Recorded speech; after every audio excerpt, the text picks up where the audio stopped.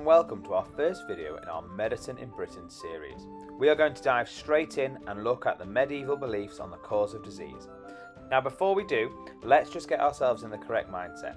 Some of these ideas seem to us to be wacky and strange, but at the time they were realistic and widely believed. Who knows, our beliefs now may seem wacky and strange to someone else in 800 years' time.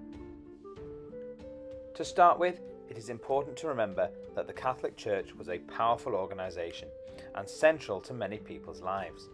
It educated people, cared for them and helped people. People would go to church every Sunday, would attend Mass on holy days, and they would even pay a tithe to the church each month. The church preached that those who did not would have their soul damned and spend eternity in hell. Therefore, one idea about the cause of disease came from this belief. The church taught the people that those who had committed a sin would be punished by God and they could become ill. It was also believed that the devil may make somebody ill to test their faith. This is the first of the supernatural causes of disease. The second is the theory of astrology.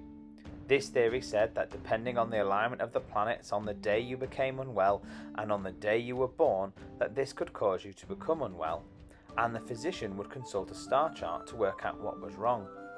This belief was one which became popular after the Black Death in 1348. However, the church tried to discourage people from using this method. Despite the hold of the church on God dishing out illness for sinful lives, there were some rational theories about the cause of illness. The first comes from ancient Greece. The theory of the Four Humours is an idea about the body. This theory states that the body is made up of four elements, which can be influenced by the foods we eat. The body was therefore made up of blood, phlegm, black bile, and yellow bile. Some of these are obvious, like blood, but for others we have phlegm, which is the snotty substance we have when we get a cold. Black bile was thought to be clotted blood in people's poo or vomit, and yellow bile was vomit or pus. According to the theory, in order to be healthy, these four elements must be balanced. If one of them was out of balance, this would make you sick.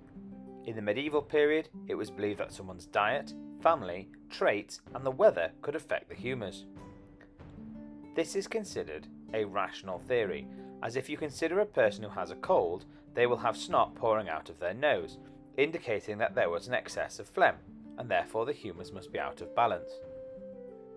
These ideas came from the ancient Greek physician Hippocrates, who lived in the 5th century BCE. For context, in 1250 he was already 1700 years in the past, and for us, 2,500 years in the past. The idea became so popular because it was easy to follow and understand. The idea was also picked up by the church, and they used the theory to show that the body was intricately designed by God. The idea also stayed popular because there were no serious challenges to the idea, and people were not always curious about the world around them.